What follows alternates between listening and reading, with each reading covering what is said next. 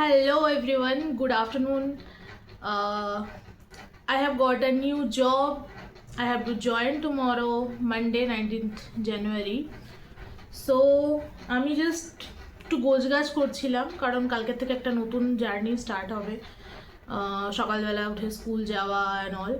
তো গোছাতে গোছাতে আমি ভাবলাম যে একটা ভিডিও করি, যে আমার কেরিয়ার কিভাবে প্রসিড করেছে। কারণ আমি যখন ঘর ছেড়েছিলাম চাকরি করব বলে, দ্যাট ওয়াজ 2016, আর এটা হচ্ছে 2026। 10 বছর, অনেক কিছু ঘটেছে।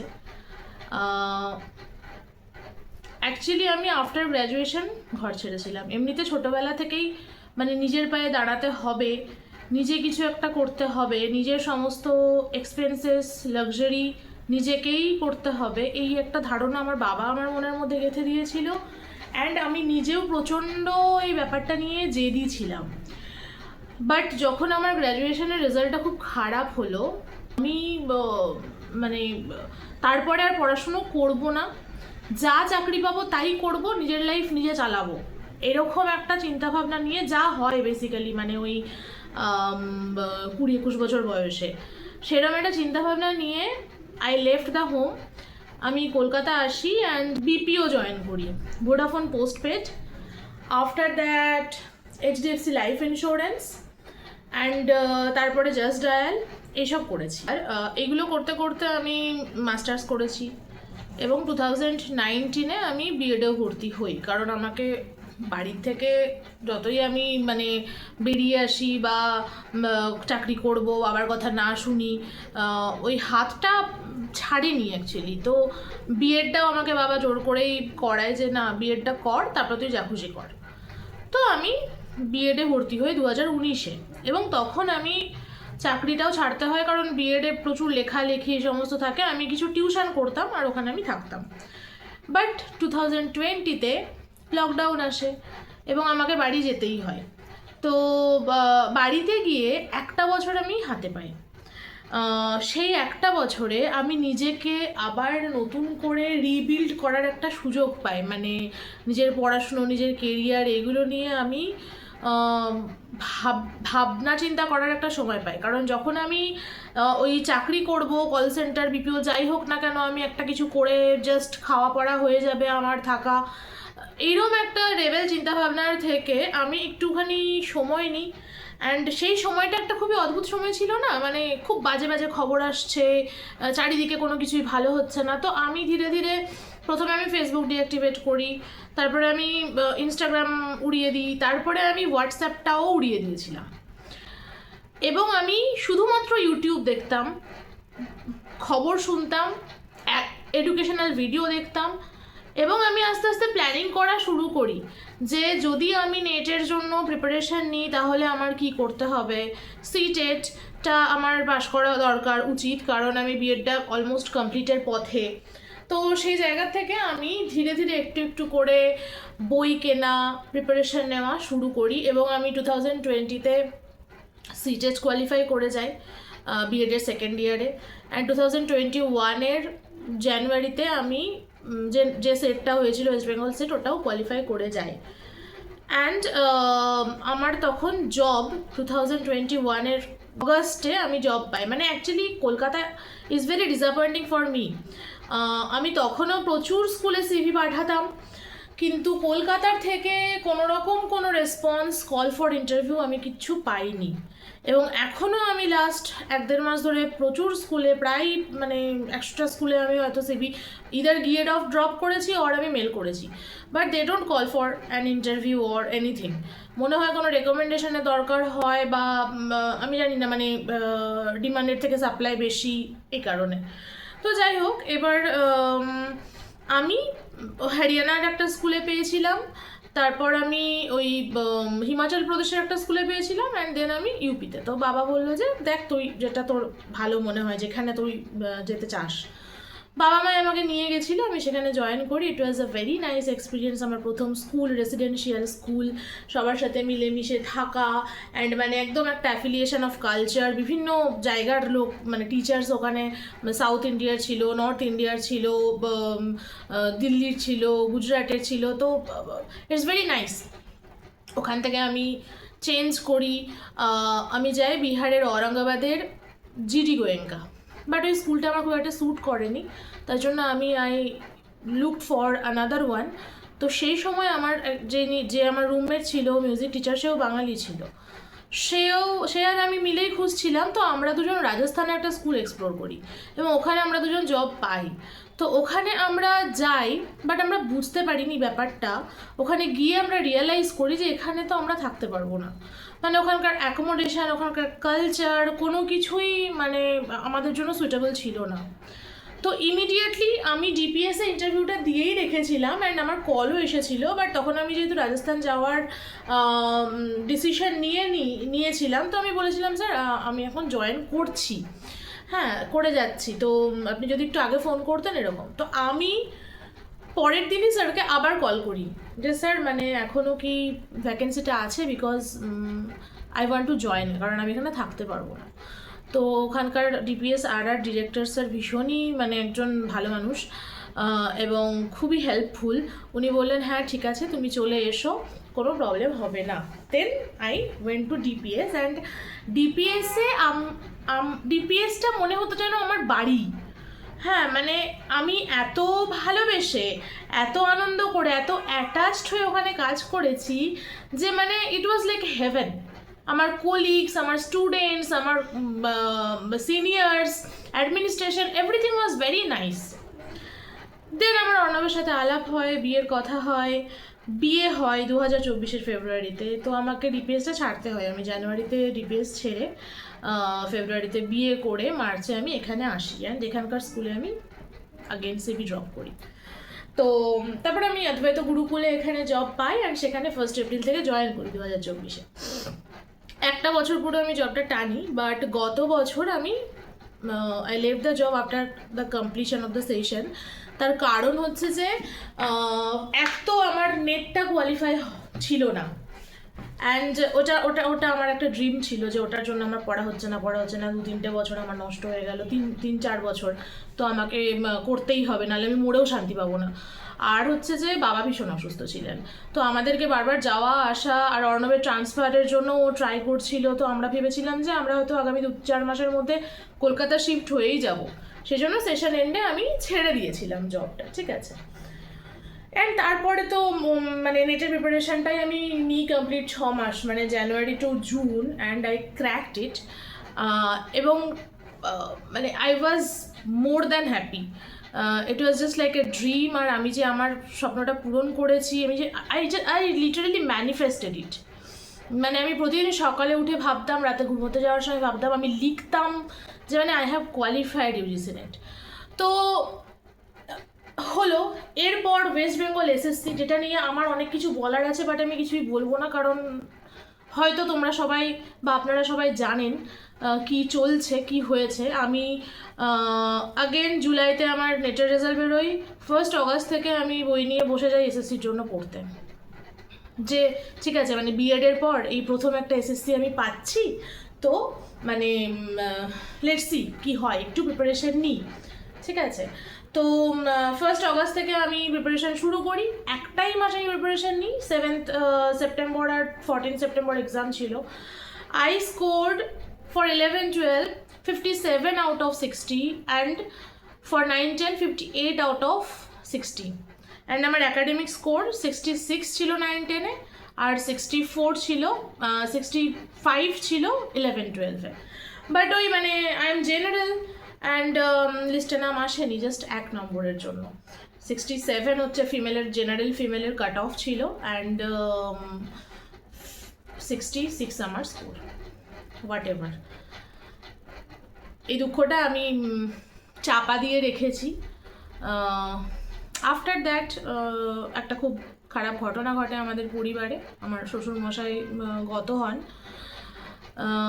ইন দ্য মিন টাইম আমি প্রাইভেট স্কুলে সিভি দিতে শুরু করি, আমি পাঠাচ্ছিলামও যাচ্ছিলামও।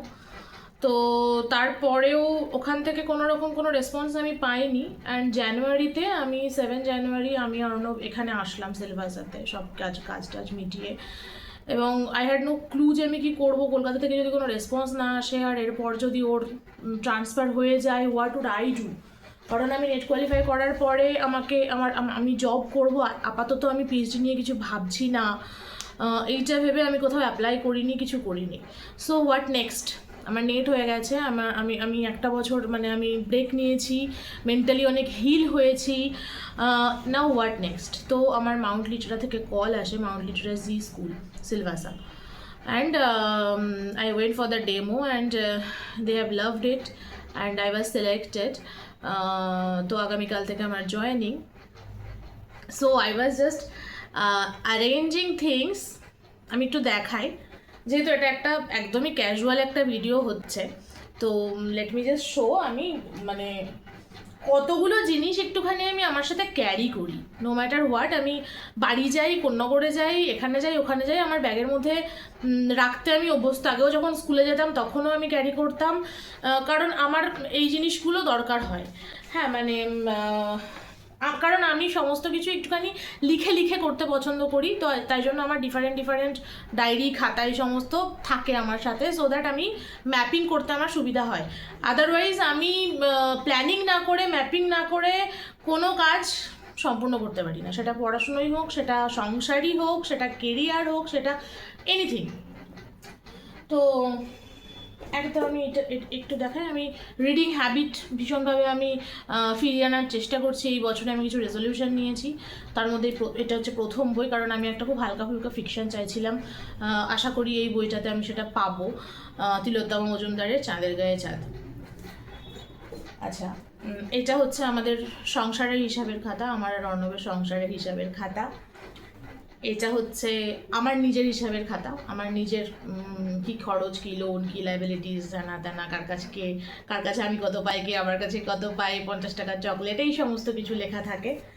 আচ্ছা, I choose this diary for my স্কুলের জন্য একটা ডায়েরি দরকার হয়, এর আগেও আমার স্কুলে ছিল, আমি ইউজ করি। যে কোনো কিছু আমি যদি ভুলে যাই সেই জন্য আমি নোট ডাউন করে রাখি, যেটা আমার ইম্পর্টেন্ট মনে হয় যেটা আমি নোট ডাউন করে রাখি। কিছু কোয়েশ্চেন্স, কিছু টেস্টের প্রশ্ন, syllabus, what ever it is, আমি নোট ডাউন করে রাখি, তাতে করে আমার অনেক সুবিধা হয়। তো এটা আর এই পাউচটা আমি রেডি করেছি, মানে পেন্সিল, শার্পনার, ইরেজার আর 4টে কালি, 4টে পেন নিয়ে আমি এটা রেডি করেছি। আচ্ছা, ডেইলি প্ল্যানার আমি একটা ইউজ করি, 2024 থেকে ইউজ করি। এই যে এটা, এখানে কিছুই না, যদি কোনো ছুটির দিনে আমি বাড়িতে থাকি বা খালি থাকি, আমি কিছু কাজকর্ম করি ঘরের, যে হয়তো কোনো ক্লিনিং হোক, ওয়াশিং হোক, বা কিছু গোছানো হোক, বা জামা কাপড় কাচা, বা সেগুলো ভাঁজ করা, এই সমস্ত মানে ঘরের জাস্ট হাউসহোল্ড চোরস, সেগুলোকে আমি এরকমভাবে লিখে রাইট দিয়ে আমি কাজগুলো করি। তো আমি আজকেও সকাল থেকে সেটা করেছিলাম, কারণ আমার হাতে আর সময় নেই, তো অনেকগুলো কাজ একসাথে। তো আমি 7 তারিখ এসেছি, এসে আমাকে ঘর গোছাতে হয়েছে, পরিষ্কার পরিচ্ছন্ন করেছি। প্রচুর বই এনেছিলাম, আমরা বইমেলায় গিয়ে কিনেছিলাম, কোন্নগরে কলেজ স্ট্রিটে গিয়ে কিছু বই কিনেছিলাম, প্রচুর বই, সেগুলোকে অ্যারেঞ্জ করা, বা আর অনেক কিছু, প্রচুর কাছাকাছি ছিল। তো ওইগুলো আর কি গোছগাছ করে নিচ্ছি। নিজেরও একটুখানি ফেশিয়াল করা, আমি একটু পেডিকিওর করেছি, ঘরেই করেছি, এইগুলো করে, কারণ আমি এই শুরুটা খুব পজিটিভলি অ্যান্ড খুবই অর্গানাইজড ওয়েতে করতে চাই। অদ্বৈত গুরুকুল জয়েন করার সময়, বিয়ের পর যখন এখানে এসেছিলাম, তারপরে একটা স্কুল জয়েন করে আমার কোনো মেড ছিল না, আমি ভীষণই ফ্রাস্ট্রেটেড হয়ে গেছিলাম। মানে আমি এত কিছু একসাথে সামলাতেই পারতাম না, যদিও আমি প্ল্যান করে সব কিছু করি, still it was very hard to manage. সেই জন্য এইবার আমি কোনো রকম ভুলচুক রাখতে চাই না, যেগুলো আমি ওই একটা বছর থেকে শিখেছি, যে কীভাবে সব কিছু মানে টাইম ম্যানেজমেন্টটা করতে হয়। রুটিন করার পরেও সবসময় সেটা পসিবল হয় না, সেই জন্য ওই আর কি মানে তার জন্য প্রচণ্ডভাবে মাইন্ডফুল হতে হয়, এবং মানে প্রত্যেকটা জিনিসের জন্যই আমি লিখে রাখি, এর জন্যই আমার এতগুলো ডায়েরি। আচ্ছা, এটা আমি কন্টেন্ট ক্রিয়েশন যদি করি, বা যেটুকু যা করি সেইগুলোর একটা প্ল্যানিং লিখবো বলে ঠিক করেছি, সেজন্য এটা ইউজ করি। আমি যখন এর আগেও ডেলি ব্লগিং করতাম 2024-এ, এটা আমি কন্টিনিউ করতে পারিনি, সেটা আর এক গল্প, আমি সেটা পরে বলবো, মানে কেন করিনি বা কিছু। তো এটাতে আমি লিখতাম, আমি এটাতেই লিখি, এটাতেই লিখবো, এর জন্য এটা আমার সাথে থাকে। আর এটা আমার পার্সোনাল ডায়েরি, যেটা আমি 2025-এ কাস্টমাইজ করিয়েছিলাম। এখানে লেখা আছে মিস এক্সপেকটেশন। আমার নিজের থেকে প্রচুর এক্সপেকটেশন, এজন্য আমি মিস এক্সপেকটেশন, এটাই আমার Instagram title. The life traveller, life explore করতে আমি খুবই ভালোবাসি, যেটা আমি করে আসছি গত 10 বছর এবং গত 30 বছর ধরে অ্যাকচুয়ালি। আচ্ছা, এইটা আমার ডে টু ডে রুটিন লেখার খাতা, যেটা কিনা আমার পড়াশুনো, আমার কাজকর্ম, আমার অবসর সমস্ত কিছু এ জানে। এবং এই রকম খাতা মনে হয় আমি সারা জীবনে 50খানা ব্যবহার করেছি। মানে আমি ক্লাস 8-9 থেকেই রুটিন করে করে টাইম লিখে লিখে আমি রুটিন করতাম, কারণ তাতে করে আমার কাছে ব্যাপারটা ক্লিয়ার থাকতো।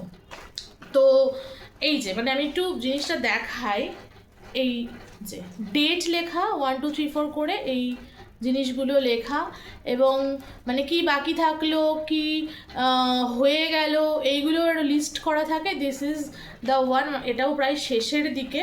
তো এরপরে আবার একটা নিতে হবে আমার আর কি, ভাবছি একটা নতুন একটা নিয়েই নেবো খাতা, কারণ এটা ছাড়া আমি মানে না নেট না এসএসসিতে এই নাম্বার আমি কিছুই পেতাম না, কিছুই হতো না আমার এইটা ছাড়া। এইটা আমার ভীষণ দরকার, আমি আমার কোনো সামনে পরীক্ষা থাকুক না থাকুক আমার এইটা ভীষণভাবে দরকার, দ্যাটস ইট।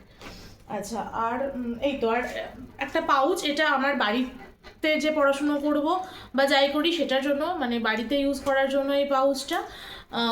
এইগুলো আমি আর কি অ্যারেঞ্জ করলাম, এই আর কি। বাকি মোটামুটি ঘরদোর আমি সমস্ত কিছু অ্যারেঞ্জ করে রেখেছি, আমি প্ল্যান করেছি। মানে এরপর তো আমাকে সকালবেলা 7:35 থেকে স্কুল, তো 7টার সময় বেরিয়ে যেতে হবে, সেই মতো আমাকে মিল প্ল্যান করতে হবে, মিল প্রেপ করে রাখতে হবে। যদিও এখন আমি অনেক অর্গানাইজড। আমি যখন এসেছিলাম এখানে তখন যেরকমভাবে ঘেঁটে গেছিলাম যে কোনটা কিভাবে করব, সংসার, নতুন সংসার, সেইটার একটা ইম্প্যাক্ট থাকবে না। তো আমার সাথেও এই জিনিসটা হয়েছিল, আর আমার মনে হয় এটা সবার সাথেই হয়। তো এখন আমি অনেক মানে 2 বছর হয়ে গেল অলমোস্ট, অনেক প্রো এখন আমি। তো আশা করছি এই জার্নিটা আমার আগের ওই ভয়াবহ জার্নিটার মতন হবে না। আশা করছি আমি ওই ডিপিএসের মতনই মন খুলে কাজ করতে পারবো, স্ট্রেস ফ্রি থাকতে পারবো, অ্যান্ড এক্সপ্লোর করতে পারবো, দ্যাটস ইট। তো থ্যাংক ইউ সো মাচ। অনেক বড় হলো ভিডিওটা, প্রায় 15-16 মিনিট হয়ে যাচ্ছে। অনেক বকবক করলাম, কারণ আমি যদি কন্টেন্ট ক্রিয়েট শুরু করি, বা মানে কন্টেন্ট ইন দ্য সেন্স এই করব মানে ক্যাজুয়ালি, কারণ আমার অত ধৈর্য নেই যে আমি কী বলে একটা ডেলি বেসিসে কিছু করব বা কিছু। আমার যখন যেটা ইচ্ছা হবে আমি তখন সেটাই করব। এটা একটা ছোট্ট ইন্ট্রোডাকশান থাকলো, আরও অনেক কথা হবে। আমার নেটের প্রিপারেশান কীরকম ছিল, কি ফলো করেছি, সিটেট কীভাবে পড়েছি, বা আমি টাইম ম্যানেজমেন্ট কীভাবে করি, বা আমার কী কী রেজলিউশন আমি কীভাবে নিই, এবং সেগুলোকে কীভাবে হাউ টু ম্যানিফেস্ট, এই জিনিসপত্রগুলো, বা কোনো রান্নাবান্না করলে ভালো লাগলে রেসিপি, এগুলো আমি চেষ্টা করব দেওয়ার। বাট আমার ওই আর কি ল্যাদখোর, আমি এর আগেও বলেছিলাম যে আমি এই মেকআপ ভিডিও বানাবো, হ্যান করবো ত্যান করবো, বাট সেটা করে ওঠা হয়নি। যদিও অন্য অনেক সমস্যাও ছিল, কারণ আমার শ্বশুরমশাই ভীষণ অসুস্থ ছিলেন, উনি পড়ে গেছিলেন। আমরা একটা ভীষণই ওরকম টালমাটাল পরিস্থিতির মধ্যে দিয়ে যাচ্ছিলাম, সেই জন্য আমার আর মানসিকতা হয়নি করার। এনিওয়ে, আবার দেখা হবে, ভালো থাকবেন সবাই, টাটা।